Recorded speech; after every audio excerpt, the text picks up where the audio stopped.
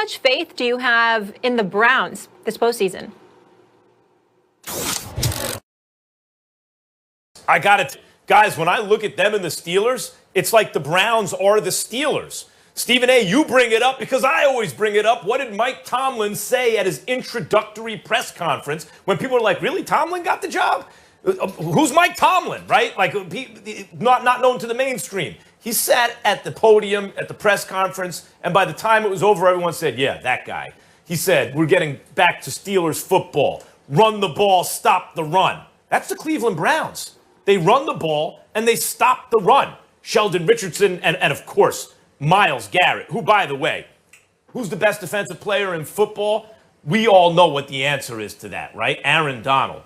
If you take all the emotion out of it, you have a hell of a case for Myles Garrett this year. He is absolutely elite. They run the ball, and they stop the run. And then what else can they do? You know, the lesson in sports is always, if you think you see something in a player, patience, patience, patience. And just when you ran out of patience, more patience. I learned that lesson again with Baker Mayfield.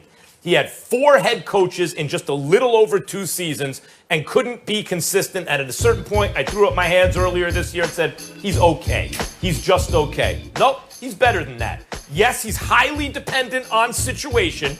He's not Tom Brady or Patrick Mahomes or Aaron Rodgers or Peyton Manning. Those guys would have been great wherever they were. Most quarterbacks need the right situation, and Baker's one of them.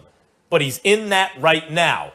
I have faith, more faith, in the Browns than in the Pittsburgh Steelers. And if the question is thumbs up or down on the Browns, I give them a thumbs up. You know what? They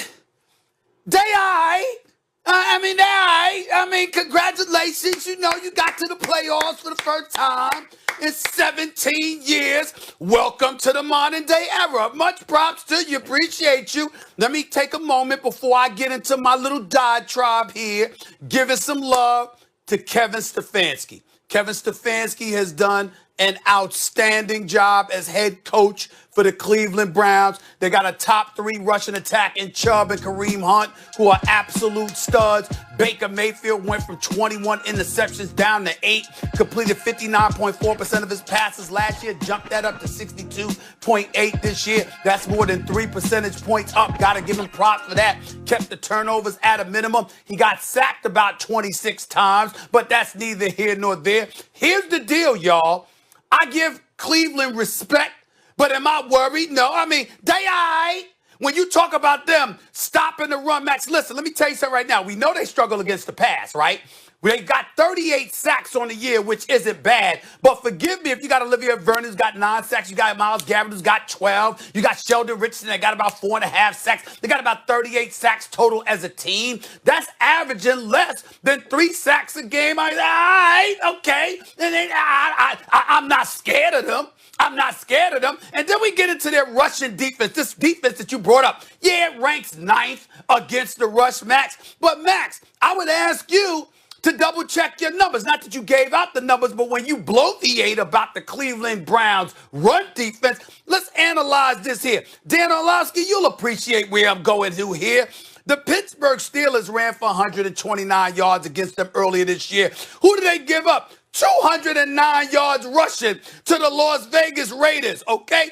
They gave up about 140 yards rushing to Jacksonville. What about that game against Baltimore when they gave up 231 yards rushing? It's not like they can't be ran on. Now, the Steelers' offense, I mean, we all know they can't run. It's the worst rushing attack in football, and I get that. James Conner's missed a few games. He's averaging about 4.3 yards a carry. But when I look at the Steelers, what are they going to lean their success on? It's going to be on their ability to throw the football. Why? Because Big Ben Roethlisberger is going to be in there, not Mason Rudolph. Why? Because you got Clay Chesspool and James Washington and Juju Smith-Schuster and Deontay Johnson and Eric Ebron. You got a 5-headed monster that you could go and throw the football against a team that struggles against the pass. So when I look at this game, I'm like, yo, I appreciate what I'm seeing from the Browns. Props. Baker Mayfield, way to step up and handle your business, my brother. Nothing but respect for you. Love the job that he does. Kevin Stefanski, Andrew Berry, the GM, African-American, by the way, handling his business. I love Chubb. I love Hunt. I understand that. But in the end, do I expect the Cleveland Browns to win this game? Hell no. They will go to the Steel City this Sunday, and they will go down. It's nice that you were in the playoffs. Now it's time to go home. I got a lot of faith in the Browns. It's nice to be one of the guys that have had faith in the Browns from the jump and not kind of being like Max. And just, I don't recall that about you, Dan. Oh, really? Check Faith it. from the jump? No, from the jump. No. I need to do that. I got to get in here on this. He definitely has been on the Browns. Thank you, Molly. Dan, Thank you, I Molly. confirm. I don't have to be like yes. Max. I do listen. I down listen on most Baker of the 2 Mayfield. hours. I think going into the playoffs, appreciate you, Molly. I think going into the playoffs, you got to ask yourself, do you have faith in the quarterback? My answer for Baker Mayfield would be yes. One, because we've seen growth, both on and off the field. We've seen maturity, both on and off the field. But then also, it's not just, is the quarterback playing by himself? You know, my faith in Baker Mayfield has a lot to do with Stefanski, especially watching the game plans that he devises. When they need it the most, he's at its best. My faith is in the fact that they got an outstanding offensive line, one of the best pass blocking and run blocking offensive lines in the NFL. It makes everything that the quarterback has to do easier.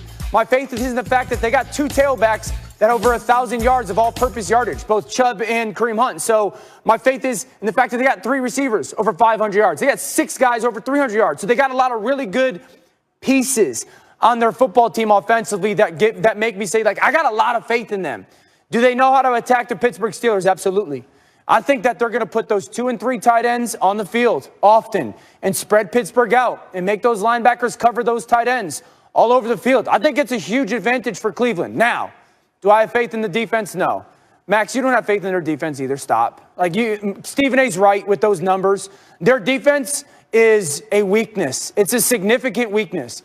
If the Pittsburgh Steelers decide to come out and allow Big Ben to call his own plays, I got big problems with the Cleveland Browns defense because Big Ben's going to get them in and out of the right play.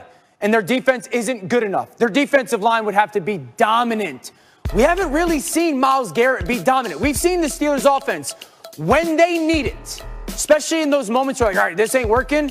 Big Ben gets the line of scrimmage. He's I'm going to take my shot to Deontay Johnson. I'm going to take my shot to Claypool. We'll get an empty and I'll distribute the football. And that's what concerns me about the Cleveland Browns. So for them to win this game, they got to come out and be aggressive early. They got to take their shots and allow their defense to play free and reckless to the football rather than play defensive against the Big Ben that's seen everything. So I have a lot of faith in them. It's hold on, guys. I'm not head coach. I'm not touting Cleveland's defense. When you say run the ball, stop the run, really what you're talking about when you get down to it is you're winning up front. Cleveland can play up front on both sides of the ball. You brought up their offensive line. I agree with you about Baker, but even Ben Roethlisberger's wisdom, when they can't block for the run, which Pittsburgh can't, it's a bad matchup for them against a team whose defensive strength is playing the run compared to the pass. When you can't block for the run and you have a quarterback who can't throw the ball down the field, that is a recipe for disaster, and it revealed itself over the second half of the season. On the other hand, Cleveland found an identity as the season wore on. When I say run the ball, stop the run, they're not the best who ever did it at that. They're not, oh my God, Cleveland's amazing at it, but that is their identity